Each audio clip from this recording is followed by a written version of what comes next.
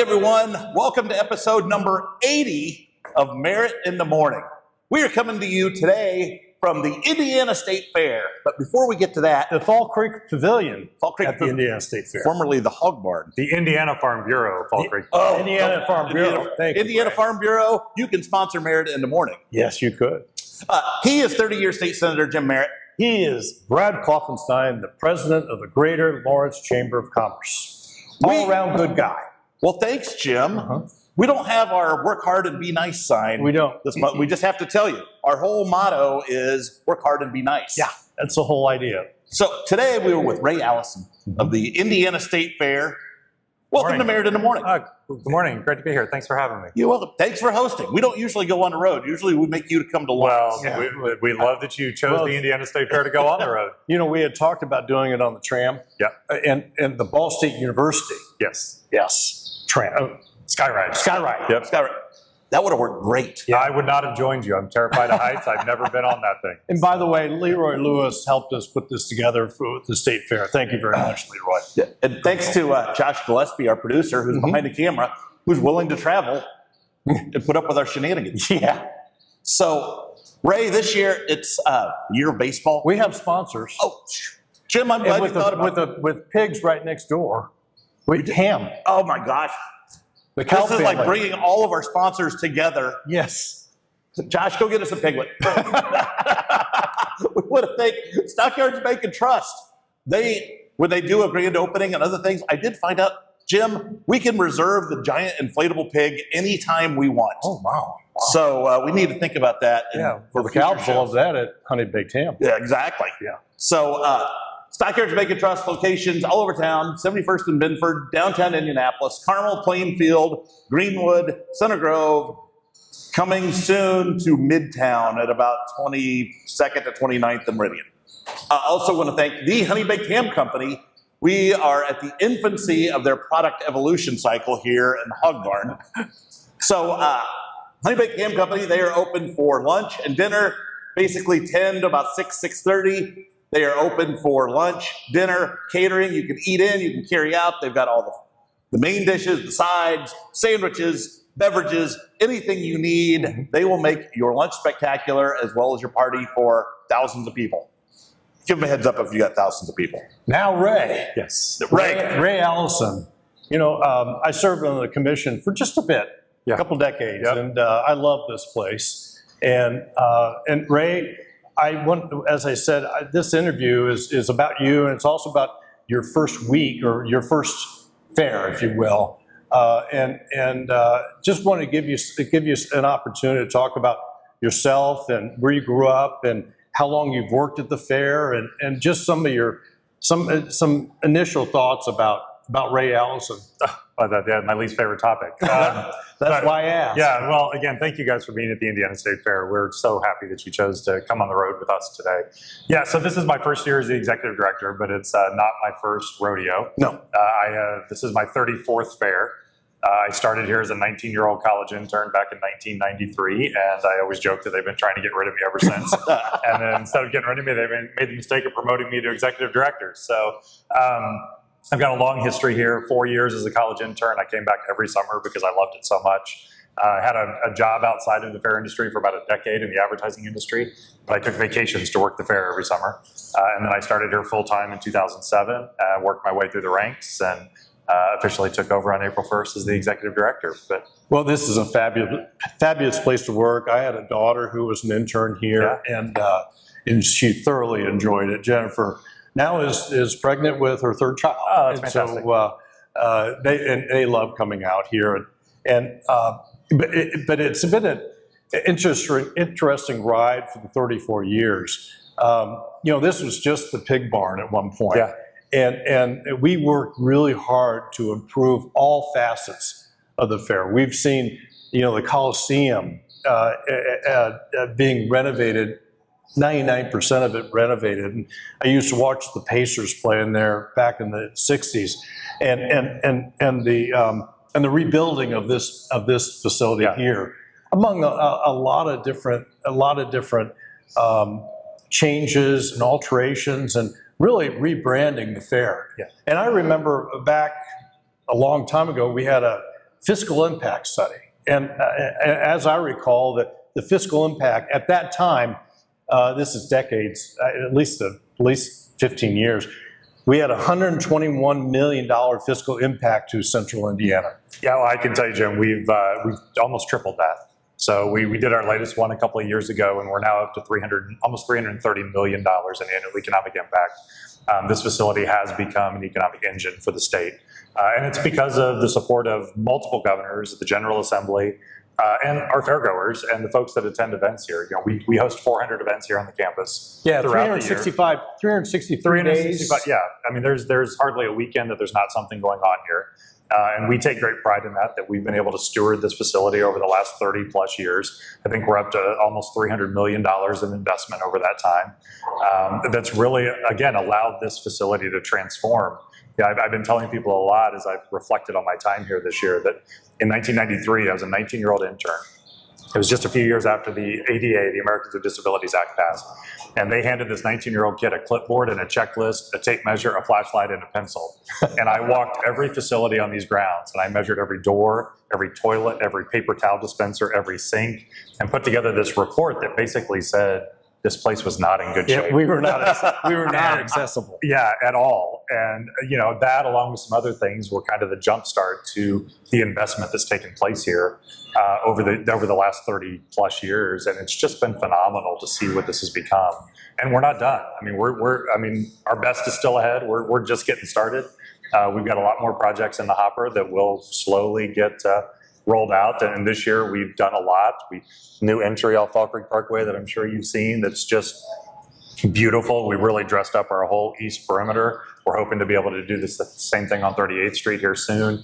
Built a brand new free stage up in the northwest corner of the fairgrounds that really elevates the concert experience. On opening Sunday of the fair, we had 9,000 people there for a Josiah Queen concert, which was just absolutely phenomenal. And then North American Midway Entertainment, our carnival operator that's based here in Indiana, believe it or not, largest traveling carnival in the world, based right here in Indiana. They installed a new train ride on the north side of the fairgrounds that the kids and families are just absolutely loving. So yeah, I mean, look, there's so much going on here, not just here, but during the fair, but all year round. Not even to mention the Christmas light show that's become a family tradition that's for so fantastic. many people in our infield every holiday season. So again, we're just so blessed and thankful here to have the support of the state that we've had over the years, and to have so many people that come out every August to support us at the Indiana State Fair. Right? This is our 169th Indiana State Fair, and that's pretty cool. One of the oldest. One of the oldest, the sixth oldest state fair in the nation. It's incredible. Yeah. So I assume that you've already started planning for 2027. Oh yeah. I figure what is your runway? Okay. Yeah, we try to plan a few years in advance for some of the big stuff. Entertainment booking, it goes a few years in advance. We're always thinking about what the next few themes are going to be for the fair, because you know so much of this takes a lot of time to put together. You know, we don't just wake up in July and say, let's do a fair next month. You know, it takes a lot of time and a lot of effort. We've got an incredible team here. They are hands down the best in the entire fair industry, with a lot of experience on our team that have been doing this a long time. And I could talk all day. I just love what we do here and what this event means to the state of Indiana. So what is your goal for the state fair and your goal to make each one better? I mean, obviously it's agricultural focused. Yep. But you know, as you're looking forward, where do you see the fair going? Yeah, look, it's doing what we're doing now and what we've been doing for 169 years, right? We started as an event to promote Indiana agriculture. And that's still what we do, as well as anybody in the country in the fair space. I mean, this beautiful Indiana Farm Bureau Fall Creek Pavilion is a testament to that, right? We'll fill this up with 1,400 hogs on opening weekend, send them home, bring in another 1,400. There's about 600 moving in today. You know, we have over 600,000 square feet of building space on this campus that's filled with livestock during the fair. And then if you go to the north side of our campus, there's any number of agricultural activities, from Little Hands on the Farm to Pioneer Village to the Glass Barn, the FFA Pavilion, the list goes on and on. But really what we do is, we kind of built a festival or a fair around an agricultural show. Yeah. Right? And that's what we do. We want to make sure people are entertained. We want to make sure they have a good time. But we hope they learn something about agriculture when they're here. And now if you look at our research, the number one reason people come is food. right? I mean, everybody loves the fair food, but at its core, what is food? It's agriculture, right? So tying that back to Indiana agriculture is a big thing for us too. But for us, we're always just making sure that we're staying relevant, that we're offering the entertainment options and the concerts and the food and everything else that is wrapped around this agricultural event that's going to drive people through the gates. And we continue to be by far the largest event in the state every year. You know, I'm so proud of this Farm Bureau, Indiana Farm Bureau Pavilion, Fall Creek Pavilion. But it's not just for the fair. No. I mean, this is 12 months. Yes. What are the kind of other events that we have Yeah. in this facility? Yeah, I'll start by saying that's been the way we've operated for the last 30 years. When we've had the ability to renovate buildings, we've said, okay, let's build a best-in-class livestock facility that can support the Indiana State Fair, but let's build a multi-purpose building that can generate revenue and drive economic impact all year. And this building is a perfect example. There's something in here almost every weekend of the year. The Mecum Auto Auction, it's a 118,000 square foot show floor.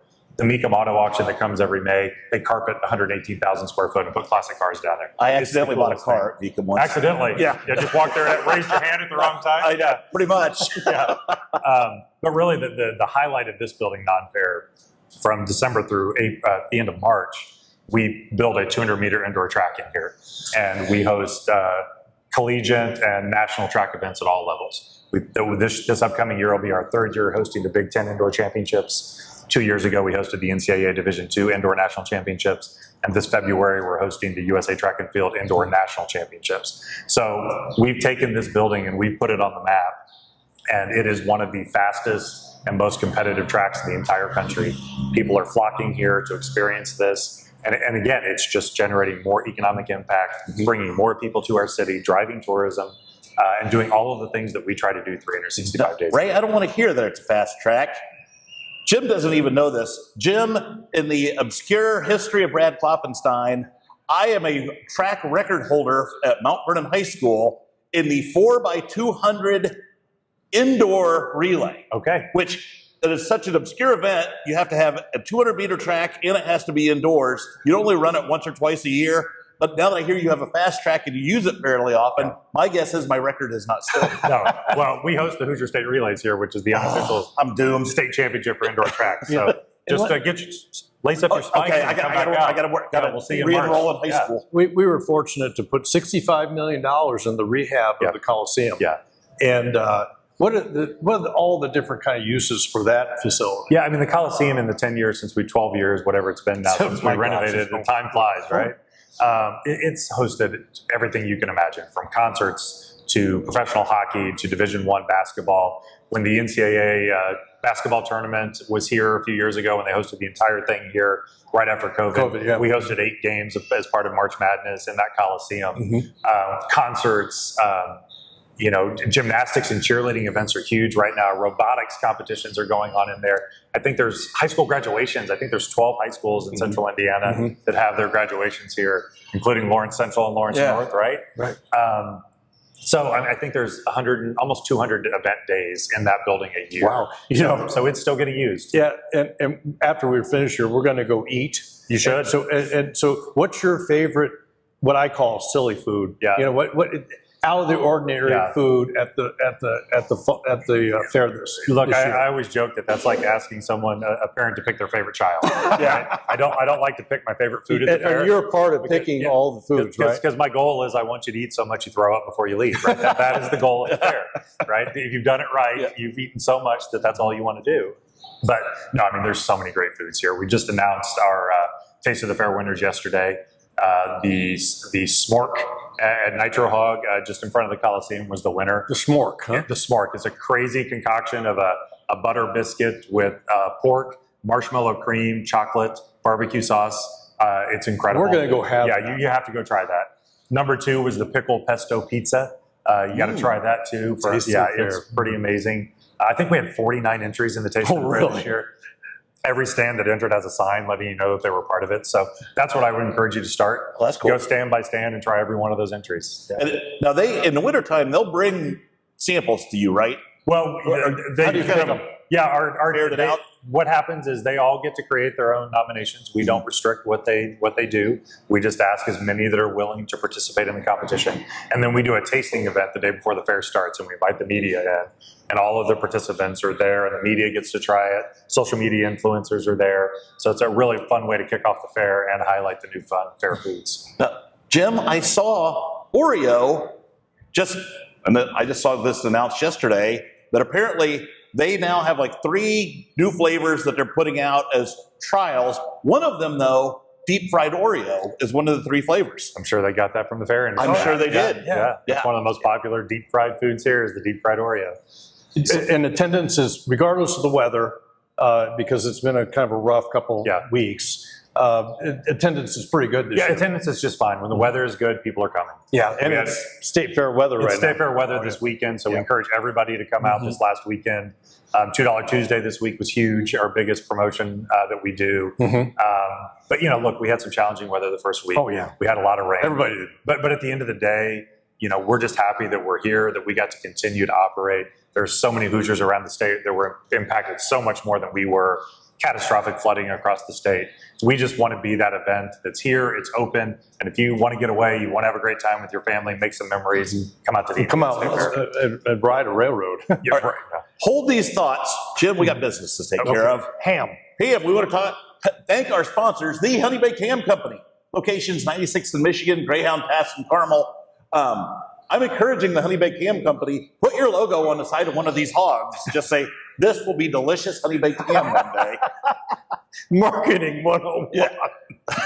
So that is a free tip for you. Oh, goodness. So we also want to thank Stockyards Bank and Trust, locations all over central Indiana. Go put your money there. Yes. I do. They'll take good care of it. They almost never get robbed, Jim. Sheila Klopfenstein manages the Carmel branch. She does. She does a good job of it. Yes, she does. So I need to go visit her for lunch one of these days. You should. Actually, we need to go up there. We got to move our Merritt money over there. Merritt and Morning money. And take a ham sandwich. Okay, we'll double dip on this. There you go. So, all right. So back to fair talk. So you said the state fair's been around for 169 years now. Obviously, when the fair was built and started, most people in Indiana were involved in agriculture. Yes. And this was very rural compared to Indianapolis. And it wasn't here. Yes. And now, it used to be downtown. Yeah. So, were you an intern then? I was. Yes. Okay, yes.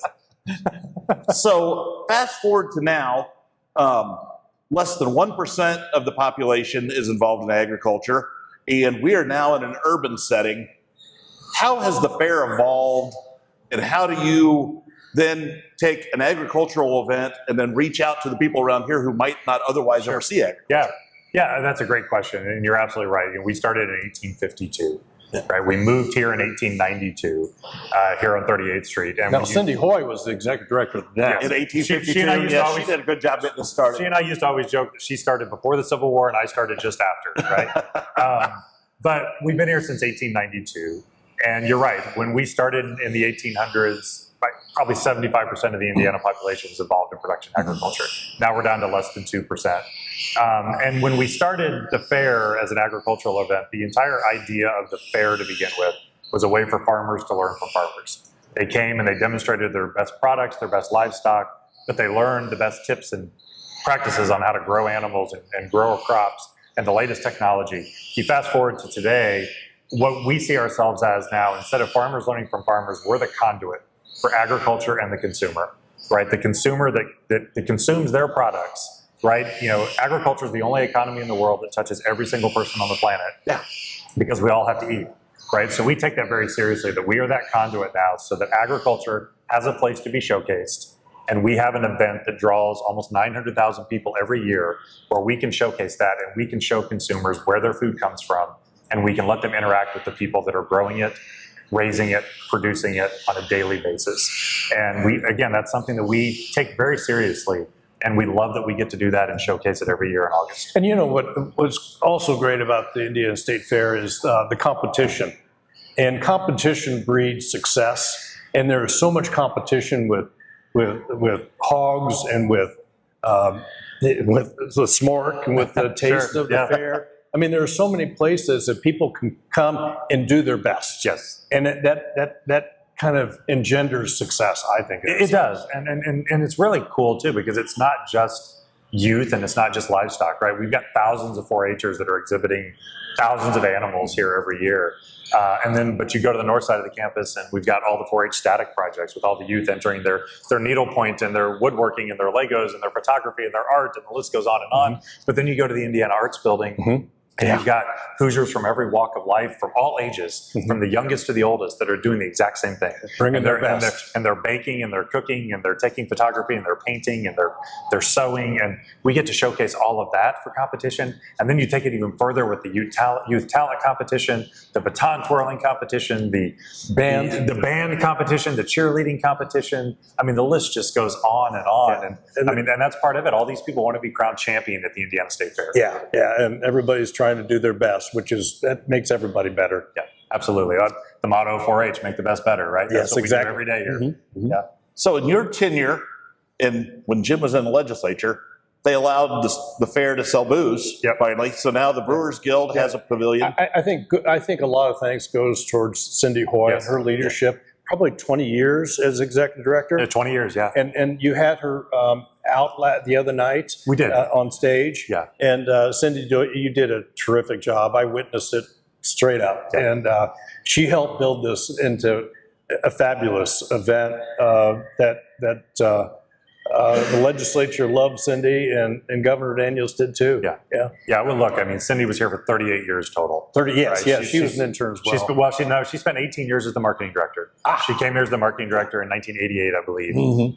So, I mean, she really transformed this fair. It was a struggling fair when she got here in 1988. And as the marketing director, she transformed the way we program, the way we market, the way we built the fair. And then she continued that for 20 years as the executive director. And she's the biggest mentor I've had in my career. And I'm just humbled, really, to be able to follow in her footsteps and steward this organization. So back to agriculture, what's been the biggest advancement in agriculture you've seen in your 32 years? Look, I think I'm a city kid. So, I did not grow up in agriculture. Indianapolis, born and raised. Arsenal Technical High School graduate. Nice. Go Titans. Go Titans, absolutely. But I think, the coolest thing about agriculture right now that I think people need to understand is that there are good people doing this, that are doing things the right way. They're caring for animals, they're caring for the environment, and they're quite literally feeding the world. Hoosiers every day are getting up and going to work to feed the world. But what's really nice about agriculture is the amount of technology that's in it now. Satellites, GPS, precision planting, self-driving tractors. Technology in agriculture is out of this world. But what we try to tell young people here is that no matter what you want to do in life, there's a career for you in agriculture. If it's finance, if it's marketing, if it's technology, if it's science, you don't have to be a farmer. If you want to be a farmer, that's great. But if you've got an interest in agriculture, there's a career that you can find that will lead to a fulfilling life. Yeah. Well, really, everything in agriculture needs sold. So if you want to be in sales, marketing. Absolutely. So, it's all there. And Purdue is a great partner for this. Purdue is the best. Yeah, we've got an incredible relationship with Purdue. I mean, we've been talking about the piglets that are just inside the building here, but those all come from the Purdue farm, and Purdue students, animal sciences students, are in there interacting with fairgoers, teaching them about animal sciences and about hog production and about pigs. Wow. That isn't even touched the $350 million fiscal impact. No, not at all. No, I mean, like, this place is it's a really special place, and I'm just so blessed to be a part of it, and I really am a steward. This place has been here for 169 years. I hope it's here for another 169 years. My job is just to keep moving it forward. I think we're counting on it. Yeah. So in your 30 years, what's been the biggest improvement to the facilities here at the fair? Yeah, it's hard to say just one. I mean, because it is the transformation of this south side of the campus. Yeah. We renovated, sometimes tear down and rebuild. The Coliseum was an interior renovation. Every major building on the south side of the campus has been renovated. Talk about the white buildings with the green frame. People were volunteering and working and renovating. Are those the horse barns? Horse barns. Yeah. So, I mean, those have been here since we started, right? Yeah. Since 1892. And they fell in kind of. They did. And we spent a lot of time over the years renovating those, and we're very fortunate that we get a lot of support from the Indiana Standardbred Racing Association and the two tracks in Shelbyville and Anderson that support. We're a 365-day-a-year standardbred racehorse training facility. Most people don't realize that. You can come here any day of the year, and in the morning you're going to see horses on that track. And they've One been by doing it. one, we renovated. We renovated them, and we continue to put money into them as they need it. New windows, new paint, new boards, new roofs. And that's the people that renovate those. That's a love. It is. That is an act of love, It and is. people work. It's not just a construction worker. It's somebody that really cares about the horse farms. There is, yeah. So, but again, we now have 1 million square feet of space under roof that is rentable space, which makes us a large convention center if you think of it. And I think that's the biggest transformation. So really, the state fair runs 3 weeks effectively, but so that leaves you 49 others where you're a convention facility. We are. So what are the biggest events that you hold outside of the state fair? Yeah, so I mean, our biggest event now from a space perspective is the Mecum Auto Auction. It's here every May. They auction off about 3,000 cars every May. It's a huge event. But you go, some of our longest standing, most traditional events are our winter events. The Indianapolis Home Show in January, the Indiana Boat Sport and Travel Show in February, the Indiana Flower and Patio Show in March. Those are huge events that have been here for 60 plus years on this campus and have grown with us as we've transformed the campus. And we're so thankful to have them here. You know, all the way up to our latest with the Christmas Light Show that's been here for about 5 years now. And we now own that show. We bought it a couple of years ago. We're operating that as a revenue generating event for us. And right now, one of our largest growth opportunities is youth sports events, particularly gymnastics, cheerleading, and volleyball. We're hosting volleyball events all the time. In here, correct? In here, yes, absolutely. Cheerleading and gymnastics in here, in the Coliseum. Look, we're every day something new's coming up, and we're just excited to just see where this place goes. So when you do the sporting events, do you like own the track? Do you own the flooring? Or does that come in from an outside company? What's the logistics? Yeah, it's a mixture. We own the track. Because that's something that has to be put up and stored every year. That's not something, that was a big investment. So nobody's renting those tubes. I remember talking about that. So we own the track, but all of the other events, they're outside promoters that come in and they bring all their own equipment and just set it up. Yeah. So this was my favorite assignment as a state senator. Thank you. Being on the commission. So how did you get appointed to the commission? The lead dog in the Senate has an appointment, and I was his appointment. And Senator Gene Lysing is the appointment now. After I left. Yeah, Representative Bo Baird represents the House. Yeah, and when I was in Bob Cherry. We had a lot of fun. Yeah. Bob stayed until he retired last session, and then Bo Baird took his place. So how many people are on this commission? The State Fair Commission is 5 appointed people by the governor, 3 ex officio members. The State Department of Agriculture, Purdue University Extension, and the governor's office. And then we have 2 members of the Indiana State Fair Board that are sitting members of the commission. And then a community representative from Indianapolis sits on the commission as well. And usually it's a neighborhood that's adjacent here. And because this state fair has been great for the surrounding neighborhoods. And you always want that input from a representative from the area. And Mitch Frazier, is he still the chairman? Mitch Frazier is the chair, yes. He's doing a fantastic job. We're so blessed. And that's a big job. It is a big job. It's not just a crown. I mean, it's a big job. It's not. Andre Lacey did a wonderful job when I was here. Yeah, Andre was amazing. Chambers. Brad was amazing. Mitch is great. I talk to Mitch a lot. So it's great to have leaders like that that invest their time and their talents into this facility to help us grow. So, question. So the Monon Trail runs along the western boundary of your property. How big of an impact has that had? It's a huge impact. And you know, the Monon Trail's been there for 20 plus years. But then last year, the city built the Nickel Plate Trail, which runs along 42nd Street on our northern border. So now the Nickel Plate Trail and the Monon Trail intersect at our northwest corner. And then right across Fall Creek Parkway, we have the Fall Creek Trail. So we're at the intersection of 3 major trail systems in Indianapolis, which is really great for us because it brings people in and gives them other ways to get to the fair. They can walk, they can bike. During the fair, we have a bicycle parking location on the Monon Trail. You bike to the fair and you park there, you get a coupon for $1 off admission to the fair. So we really like to encourage people to use the trails, and it's just an incredible asset for us to have this close. With the Monon was an active rail. My grandmother and grandfather only had 1 car, and so she would pack the kids up, my grandmother would, and they'd go to that station right at 38th Street and pick up my grandfather on the train. That's awesome. Yeah, and so, yeah. Well, lines that were on our east and west side, that's how they brought all the livestock to the fair. Yes. They didn't bring them in trucks and trailers. Yeah, They- before they trucks. brought them in on Yeah. train. Yeah, before So trucks in our states. having a locomotive and a train on the state fair makes all the sense It in the does. world. Yeah. You know, and it does. And I mean, we had the fair train that came in from Fishers and Noblesville Yeah. for all those Yeah. years. And we were sad to see that go, but understood Yeah, the this is reasons bigger. why. Yeah. But this is just a great new way to bring that experience back to our fairgoers. And people from Indiana built it. Yeah. Yes. That's Yeah. wonderful. Yes. So, and then on your northern border, you had the Indiana School for the Deaf, Yeah. which that's being moved now up to on the property with Indiana School for the Yeah. Blind.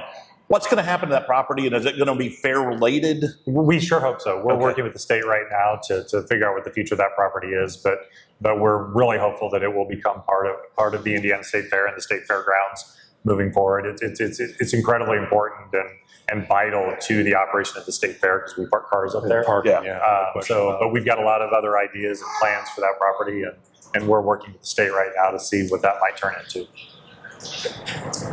I think we've done a really great job of knowing Ray Allison and knowing about what's going on at the state fair. Ray, you've been a fantastic guest Thank you. and host. Oh, thank you. for bringing us in. Yeah, appreciate it's our Leroy. Yeah. Lewis. Yeah, helping Leroy, us. you're the best. Yeah. He is Thank the you. best. Yep. Making it. Thank you for happen. letting us move this table too. Yeah.